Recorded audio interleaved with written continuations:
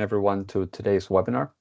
My name is Richard Bianco from Scottish Carbon Capture and Storage at the University of Edinburgh, and I'm very happy to welcome everyone to today's webinar.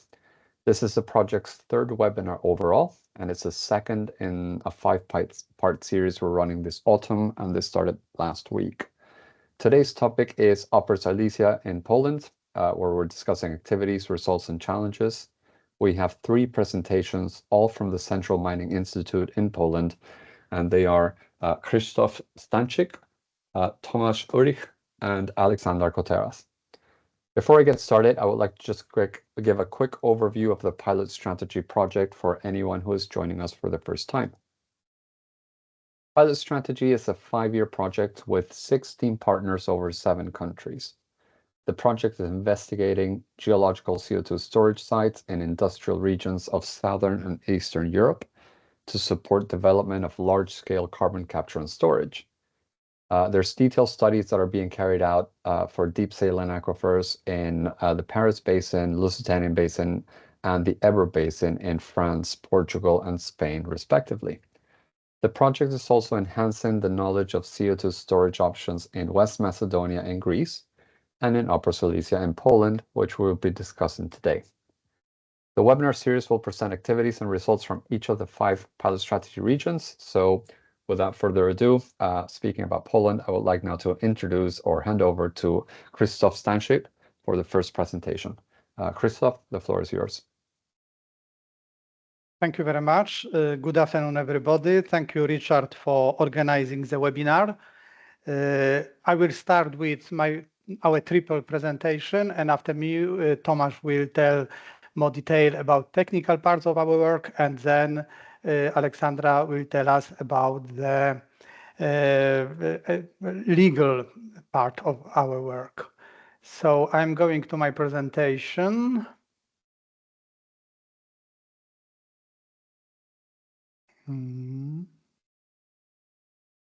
Okay, you can see it, yes? Yes, that's all good, yes. So going to the next slide, we would like to present you, to tell you about this, on this today's event according to the scheme like that. I will tell about geographic situation with potential emitters, about CCUS scenarios, because the pilot strategy is built on the previous project CCUS strategy and it is connected. Then about social acceptance and community engagement in CCS technology development. And then Tomasz will tell you about geocharacterization storage potential of Upper Silesia and about dynamic modeling and optimization of storage capacity in this potential. And then legal condition for the use of the technology in Poland will be presented by Aleksandra. So geographic situation of Upper Silesia is presented here. On the right-hand side, you can see the map of Poland. There is 16 voivodeships in Poland. We are one of the smallest on the south of Poland, however, the most populated. So here in such area, there are live about 5 million people, so population is more or less like Slovakia. And this is the coal basin. So it used to be a lot of collieries here. It was times that it was 70 or 60 collieries. Now it's much less. And according to the actual government program, the last one should be closed in 2049. So still, we've got 25 years of working of these collieries. And as you can see below the Poland map of Poland, we've got a little bit different structure of CO2 emissions than other countries in Europe because of the using of a lot of coal for producing of electricity and heat. And so one set of our emissions, CO2 emissions, are from this source. We are one of the biggest European emitter of CO2. However, no, not the biggest. We are on the 5th place. So I'll go to another slide and region. In our region, we've got total annual emission which exceeds 33 million tons. That is a lot. Over 100 carbon dioxide emitters covered by the European trading system. And we've got here large industrial emitters: coal-fired power plants, heating plants, steelworks, coking plants, emitters from cement industry. So all of kind of emitters are in this not big area. Air pollution associated with industrial sector and then household heating make that the quality of air is not the best here. However, changed very much in the last 20 years. So now it's only several days a year where they exceed the norms, European norms. So, as I said, electricity and heat is produced mainly from hard coal and from natural gas as well now, and with increasing share of renewable energies. Now we produce about 68% electricity in Poland from coal and 32% from other sources, renewable energy sources. And is changing very rapidly. In our location, this is the map of the Silesia region. We have two possible storage places for CO2 sequestration in deep saline aquifers.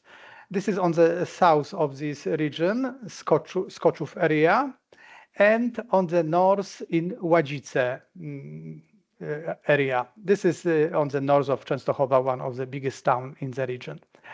And potential is not high. It's about 50 million tons in each of these places. But still, these 100 million tons would be useful for storage such amount of CO2.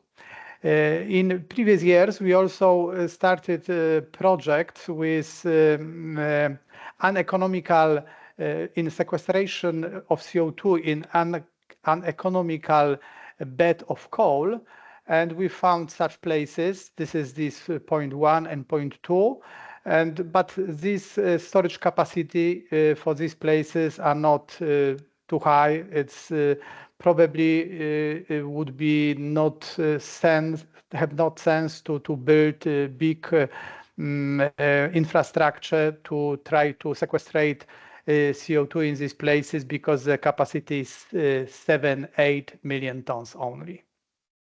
So we think that only these two basins in Ładzice and Skoczów would be useful for sequestration in our region.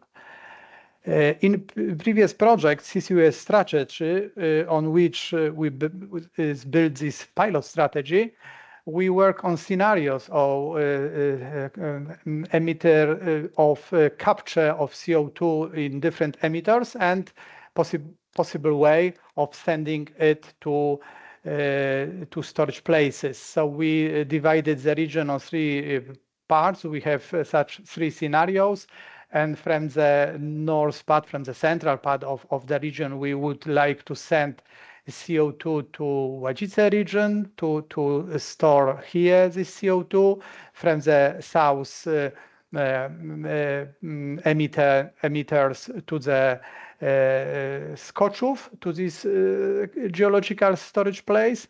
And from 1 or 2 emitters, we propose to send it to chemical works for methanol production. As we all know, social acceptance is very important in such kind of projects. So to develop this technology, we must have acceptance of society, of people living in the place where we would like to sequestrate CO2. So we organized several regional stakeholder committee workshops in previous project and in this project, when we had participants representing various branches of industry, power sector, mining sector, public administration, local authorities, policymakers, civil society organizations, and of course, scientific community. We discussed on such meetings, identified problems during brainstorming, and we found key takeaways from all this work. And we can tell that the most important is, and it's necessary to conduct a large-scale social campaign aimed at providing residents with reliable information about CCS issues. Not everybody knows, of course, what is CCS, and such information campaign is important before we will start to do anything in the place. There was done a survey in some places in Poland as well during this pilot strategy project, but we think that another detailed survey of the inhabitants of the area considered for the CO2 storage after selecting specific location. When we decide we are doing it in Łazice, for example, we must ask every inhabitant of this area what they think about it, and to try to discuss with them and to find their acceptance. And of course, finding a source of financing for the pilot project is very important. So we think that we should start with pilot project. We proposed 2 strategic lines on our meeting. And the first one, we should start with pilot fast-track development with small technical project. About 30 kiloton per year we could sequestrate, and we could use road transport using trucks. And during 3 years of injection, we would sequestrate less than 100 kiloton, so it would be possible according to the law. And then we would develop this pilot installation, pilot phase, by building commercial installation in commercial phase, just getting more injection well and making higher capacity, and we would like to sequestrate 300 kiloton per year for 25 years, and for that we would have to build a pipeline to the place. And we think that Łazice would be good place for the sequestration of the CO2 from one of the emitters from the north part of Upper Silesia. So in total amount of this injection would be more than 7 million tons. We've got capacity here about 30 million tons, so it would be possible. So that's all from my part, and now I would like to ask Tomasz to continue with detailed information about these two places for sequestration. Thank you.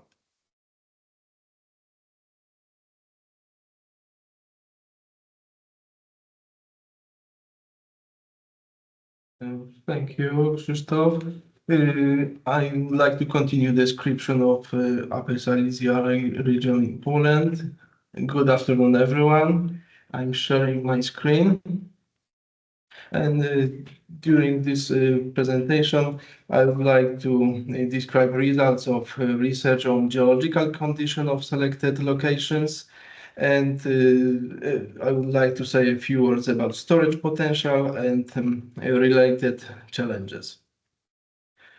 During this presentation, firstly, I will say something about location and storage potential, then something about methods and tools used in this task related to static and dynamic modeling. Then something about the result of static modeling for Skoczów area and the results of static and dynamic modeling for Łazice deep saline aquifer. The next step will be description of result of assessment of storage capacity by simulation, and at the end I describe future our work for this region. We started a geocharacterization of our region with analysis of regional geology of sedimentary basin. We analyzed all available data.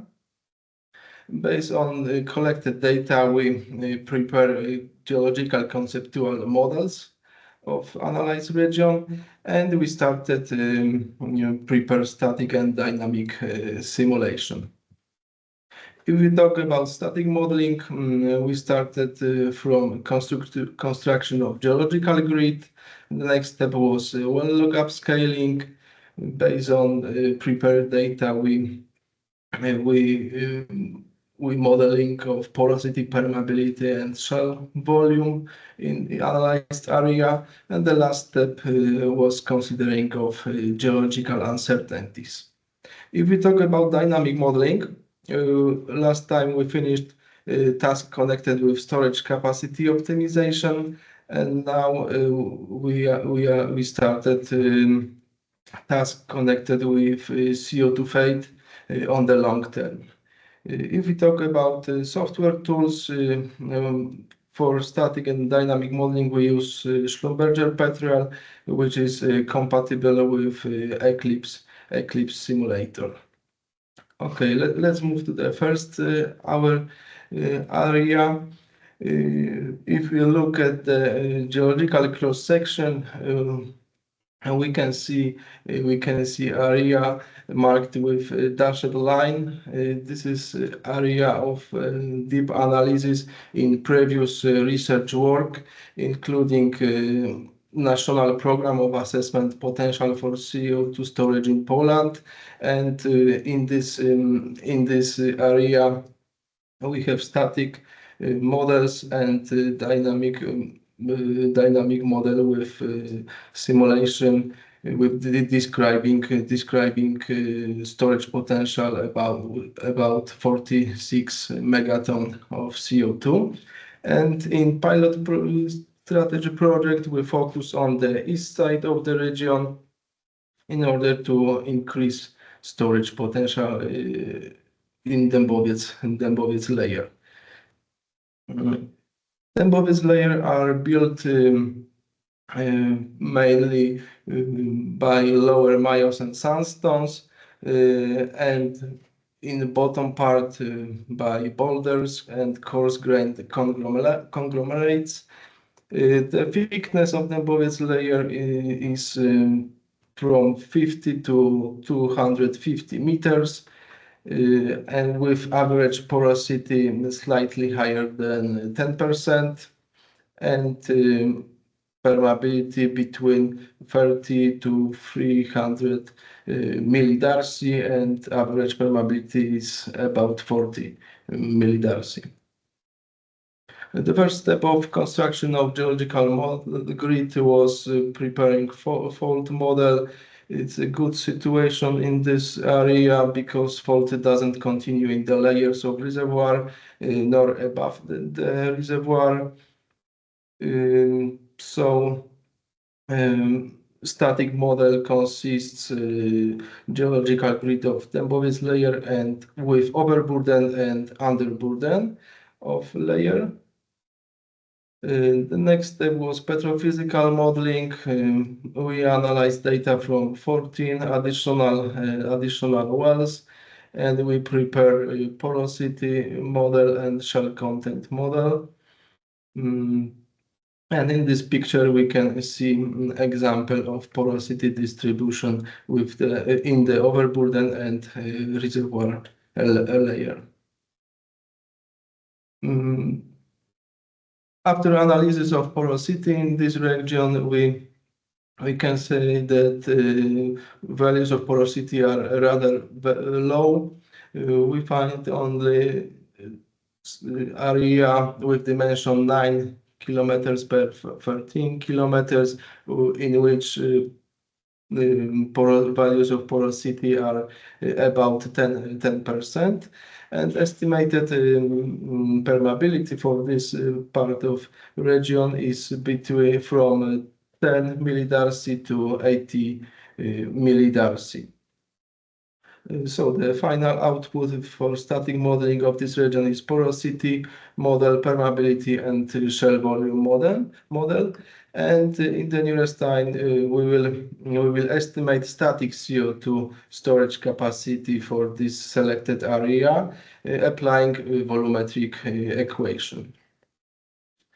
Okay, now let's move to the second area, Ładzice deep saline aquifer. We started construction of buildings static model for rather big area with dimension 24 kilometers per 62 kilometers.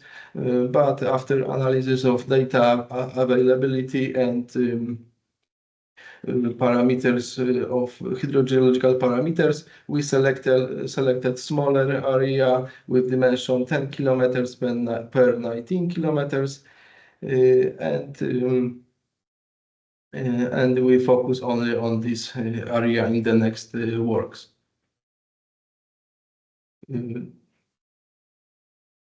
The thickness of reservoir layer in the Ładzice region is about 50 meter,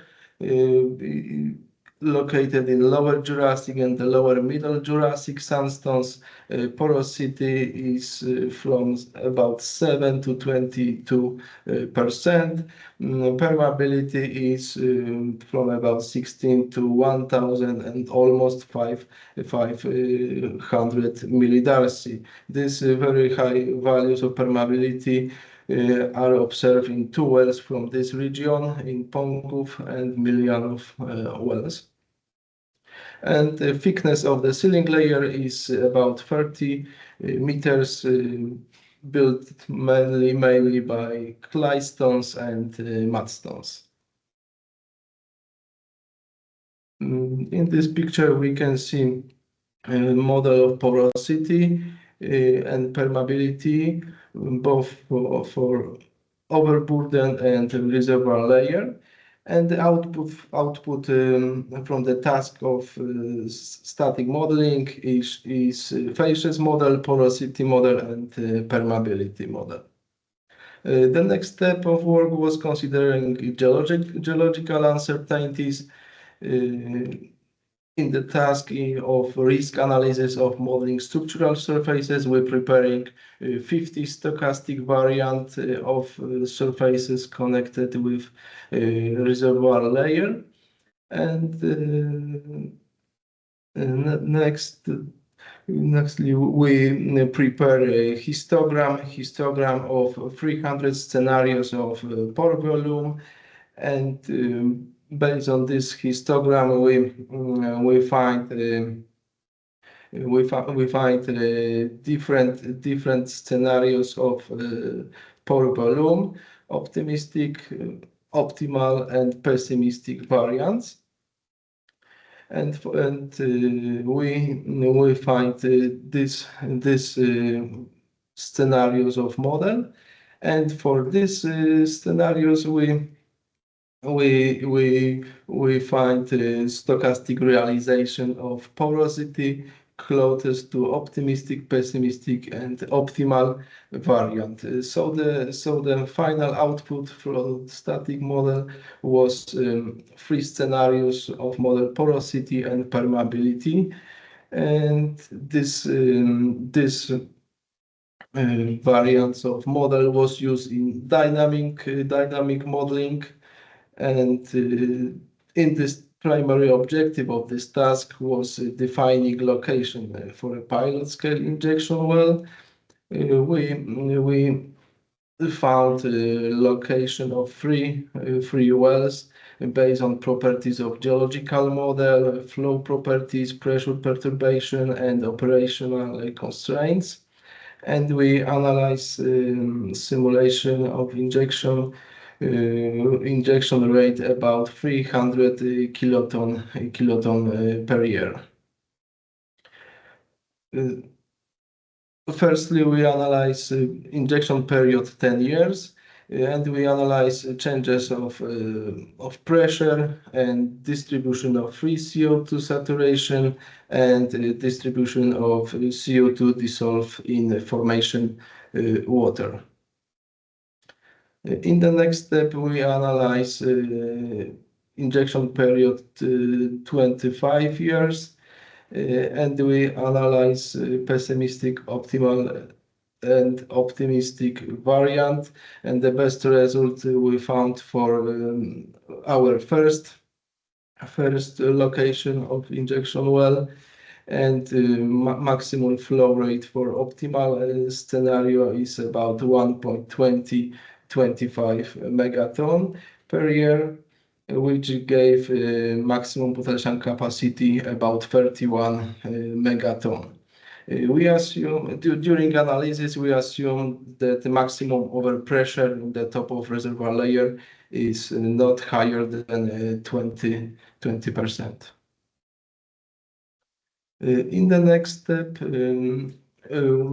we analyze uncertainty, and we analyze 8 parameters affecting volumetric values, and based on this analysis, also we estimate a range of potential capacity for 3 scenarios for our best candidate for injection well.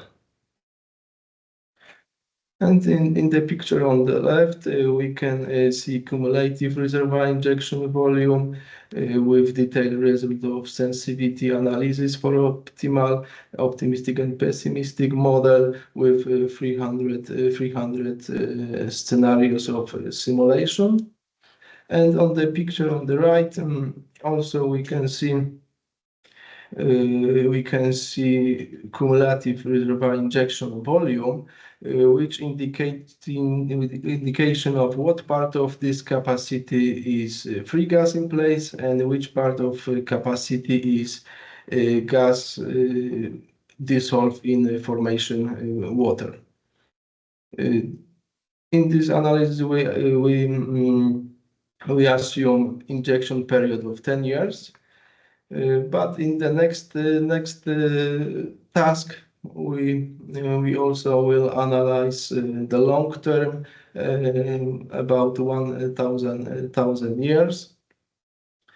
This analysis of extension of CO2 plumb can be important because we can check the potential interaction of CO2 plumb with existing wells or faults. And additionally, in this task, we will check the model with the smaller injection volume with the pilot scale cumulative target injection of 100 kiloton of CO2, and we will analyze also CO2 plumb on the long term. So, summarizing this presentation, we have a sketch of area with data from previous research work with storage potential about 46 megaton, and we estimate additionally for this region we estimate additional volume of CO2 storage capacity. And in the second region, for now we have result of assessment of storage capacity by simulation with about 31 megaton of CO2. Thank you. That's all from my side.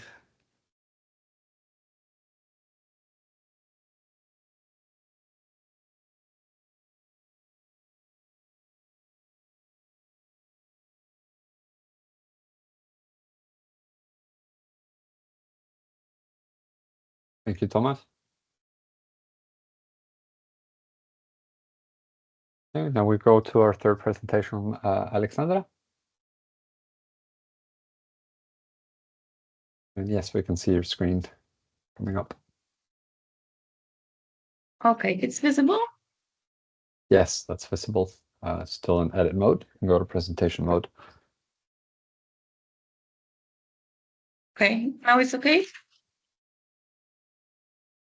It's taking a second. I'll try to go in presentation mode. There you go. Yeah, that's come up now. Okay, thank you. Once again, good afternoon, everyone. My name is Aleksandra Koteras, and I will talk a little bit about the legal conditions for the use of the CCS technology in Poland. Okay, that's the plan of our all presentation. So we are in the last point of the webinar today. So briefly to remind about the legislation regarding to CCS technologies. So on the EU level, we have the directive on CCS from the year 2009, and of course the other directive on the ETS system, that it's some kind of the driver. So going to the CCS directive, is the directive that provides the comprehensive framework from the CCS technology. This directive, the main goal was to ensure that CCS is implemented safely with the minimal risk on human health and environmental risk.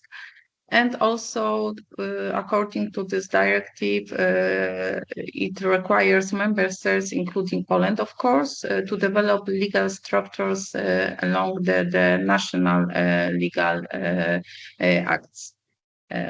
Additionally, as I mentioned, we have the ETS directive that is some kind of the system like the driver, economical driver,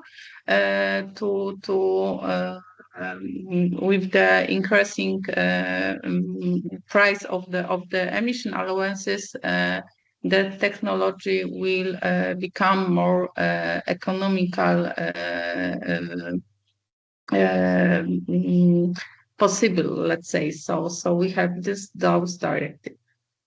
As I mentioned, the directive of CCS had to be implemented to the national law. So in case of Poland, it happened quite late. So because by the amendment of the Geological and Mining Law Act in 2013, and of course we have another acts. Energy law, for example, that should include some kind of the provisions from the directive. It wasn't the best way to implement the CCS directive to Polish legislation, because our government do not decide about the comprehensive regulation in one act. So they decided to implement it into several acts that now make some kind of the complications. Additionally, in this first act implementation, let's say, step, CCS was only CCS technology, and the projects were limited only to the demonstration project. As you remember, these demonstration projects are quite well describing in the EU regulation as well. And what blocked us and couldn't and stop like the developing CCS technology in Poland was to lack of the exemptions for the small CCS installation that we find in CCS directive, like the research installation. So we didn't have this in this geological and mining law. After many years, because it's almost 10 years, now we have like the amendment to the geological and mining law. And I put this information in this way to show you what was changed. So, for example, now we are not limited only to the demonstration projects. So we are allowed to store CO2 in different projects, not only demonstration ones. And what's the section of the 100 kilotons, it's a little bit this amendment unlock us it to Poland, but not very clearly, because still we have to require the concession for this, and it's not very clear. But additionally, we have like the new possibilities. So it's the intensification of hydrocarbon extraction and activities related to this extraction from deposit carried out on the basis of the license for extraction of hydrocarbons from deposit and investment decision. So we have like the new possibility to use the hydrocarbons extraction with the with the CO2 storage. But still, we need a lot of the documentation and license for this.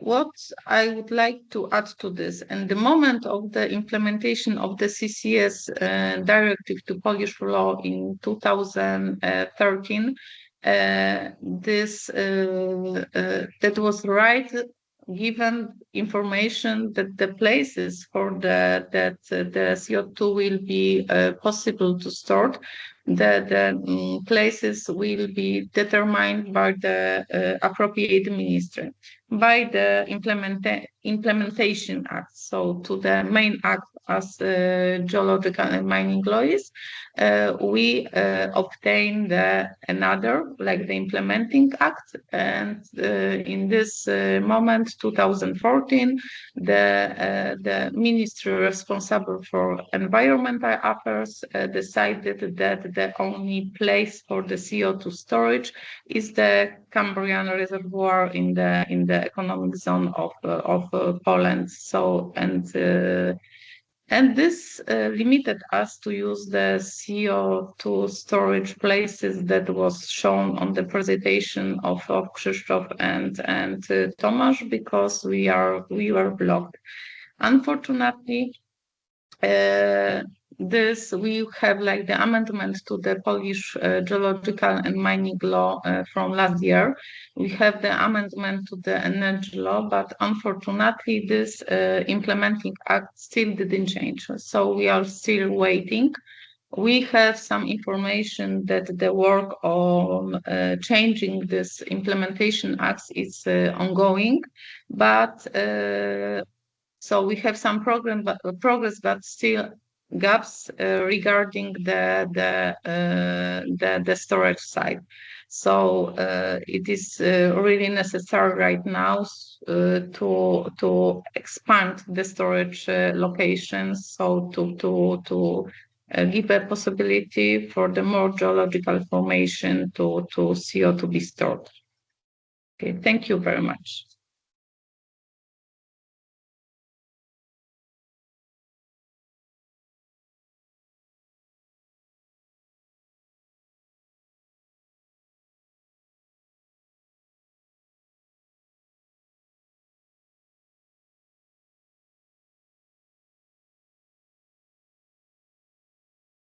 Thank you very much, Aleksandra, and thank you very much to Krzysztof and to Tomasz.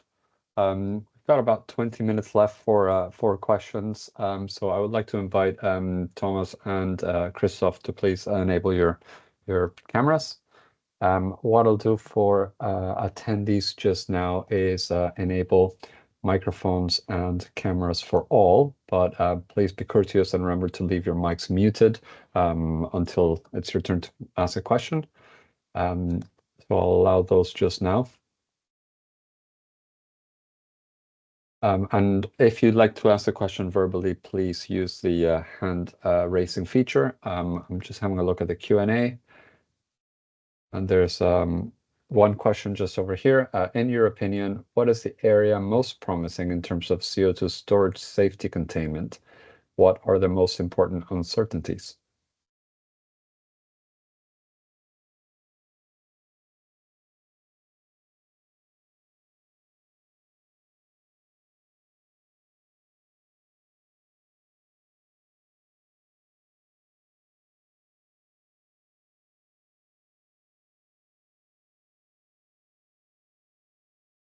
There are some challenges for both areas. For example, we don't have a seismic data with a seismic profile with detailed identification of structure. So if we talk about very good parameter and safe storage, I think it's also needed data connected with seismic analysis. But if we talk about first our area, which was detailed analysis in previous work, there were not very good parameter. Permeability is only about average permeability is 40 millidarcy, but there are very good sealing layers. If we talk about Ładzice region, we have very good permeability and good sealing, good primary sealing layer, but secondary sealing layer has not very good parameters. So the best situation can be in the case drilling new data in the place of pilots project, which can give answer for also parameters of secondary sealing layer.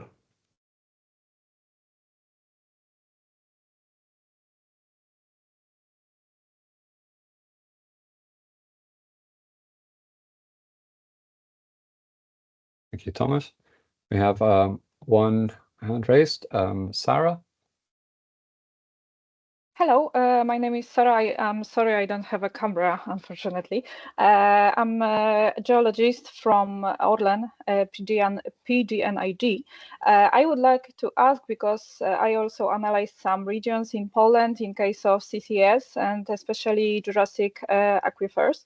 And what is the mineralization on the depths you want to store the CO2? Because in many regions the mineralizations are quite low. So it is possibility that we don't have sufficient seal in these regions. So are you 100% sure, or maybe 80% sure, that this about 30 meters layers are a good seal in this case? Because, for example, there is a region in central Poland where we have also Jurassic about the depth is about 900, and the mineralization is quite still quite low, and I'm not sure if it is, maybe it is a danger that we have a contact with the groundwater reservoir. Thank you. If we talk about the Upper Silesia region, the mineralization is high, and this is information that is not contact of reservoir layer with the shallow layer. But in Ładzice region, the mineralization is low, as you say. I agree with you, and for this region are needed additional research in order to check if there are no contact with shallow layer of water. Okay, thank you. Yeah. Mm-hmm. Yeah, sorry.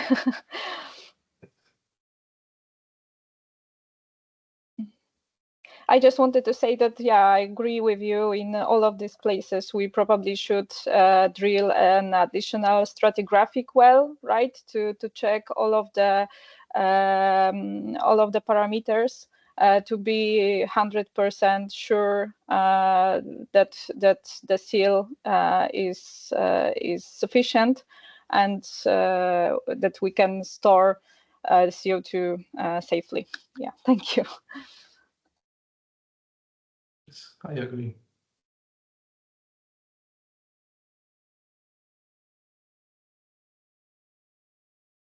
Thank you. There's one more question in the Q&A.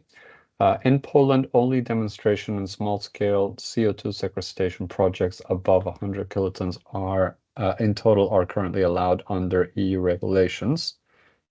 Is there specified a maximum volume for these projects? What is the procedure to obtain license for over 100 KT? So for now, it's not only demonstrative projects. I was mentioned the first implementation of directive CCS into the Polish law. So it was given the only demonstration projects. So this kind of the project, as you remember, the 12 flagship project of EU on the beginning of the implementation of the CCS technology. Now, according to new amendment to the Polish geological and mining law, we have like the all possibilities, not only demonstration ones. Yeah, the problem that we have is the it's this another act that should be changed. I mean the describing the places that the CO2 can be stored. Still, we have this old act that only the Baltic zone is provided, but not on land and any location. So we are waiting for the change of this implementing act for this main Polish and geological law act.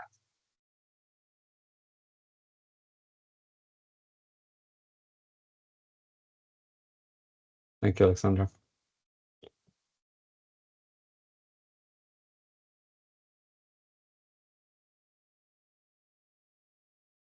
Sorry, raised my hand inadvertently. I'm just checking for any other questions. So just a reminder that this webinar is being recorded. I'll put in the chat just momentarily while we see if there's any additional questions, the link to the PilotSTRATEGY website where you can find this event and all other events, where you can find also the recording from the webinar that took place last week, looking at similar activities and results from Portugal. Have we got any other questions? Please send them through the Q&A, and otherwise you can raise your hand and we can take them in the order they arrive.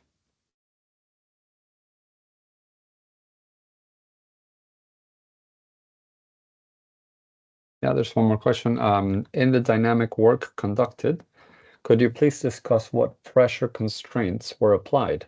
If I understood correctly, you mentioned 20% of formation's fracture pressure. Were there any legacy well pressure limits included? Have you analyzed the pressure limits of plugs in the region?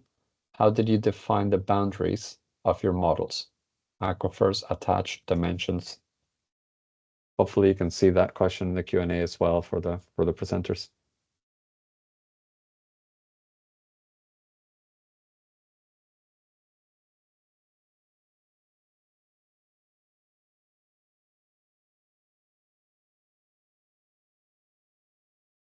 Yes, we assume maximum overpressure on about 20%, and we estimate maximum bottom hole pressure on level 165 bar.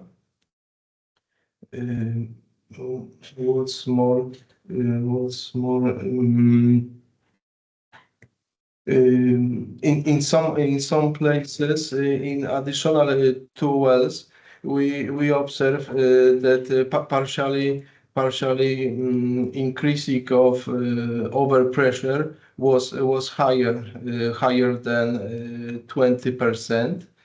For this wells number 5 and 6, it's necessary to simulate smaller injection rate about 100 kiloton. So this injection rate 3 kiloton per year is only possible for this one selected well number 1. So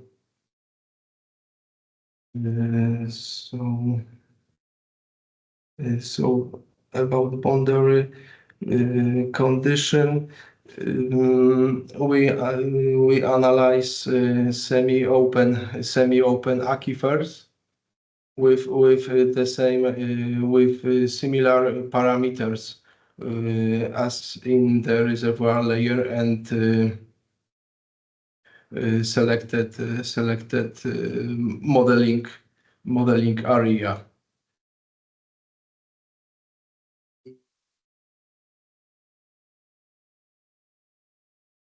And we assume hydrostatic pressure in the model. And in the next task, we will also modeling smaller value. It will be 100 kiloton, and we try to use injection rate about 300 kiloton. It will be probably injection period about 4 years. I think that's all. Thank you, Tomasz. Feel free, Krzysztof and Aleksandra, to contribute if there's anything to add on that question, because there's a few aspects on there. But any other questions? I think we might have time for one or perhaps 2 more questions if anyone wants to send them via the Q&A or raise your hand.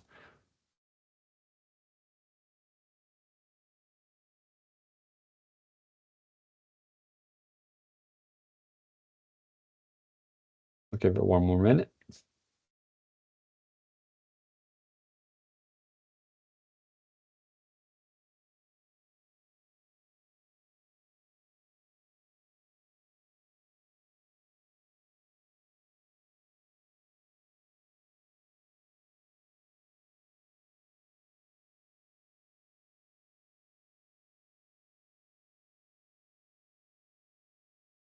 Okay, so if we have no other questions just now, I'd like to take the opportunity to invite everyone in the call to please join us next week, where we're looking at the next webinar in the series where we move over to West Macedonia and Greece.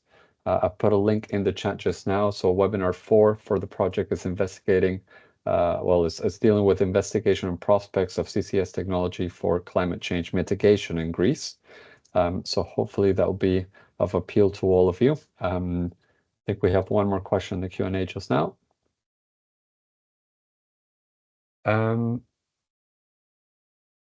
It just says 2 more are just being added. Do you see them? Questions? Yes, thank you. So first one, injecting CO2 in aquifer means betting on the CO2 dissolution in the water. Can you say more on the dissolution ratio, time, and the CO2 phase injection in the models, liquid or supercritic?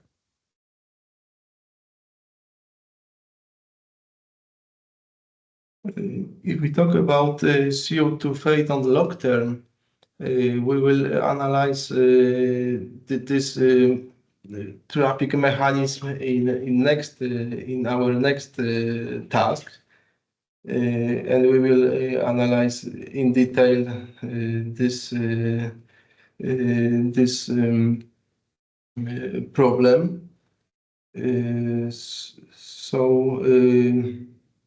So we will say something more when we have results from this task connected with CO2 fate on long term. I think. We will analyze dissolution in water, amount of free CO2, and for mineralization,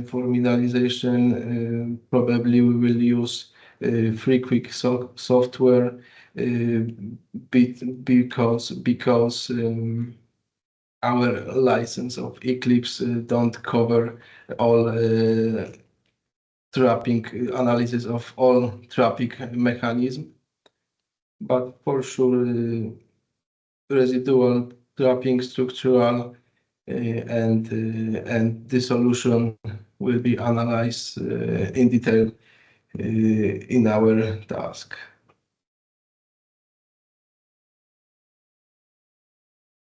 Okay. There was another question. Are you planning to take an effort so those locations will be included in the amendment of the regulations currently proceed by the Ministry of Climate in terms of potential sites for CO2 storage in Poland?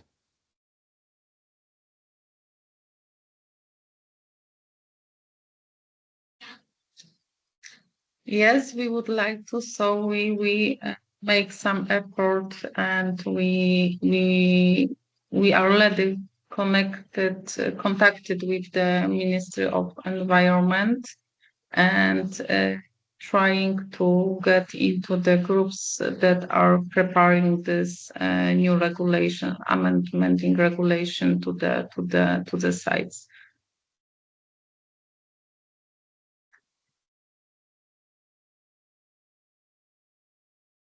Thank you, Aleksandra.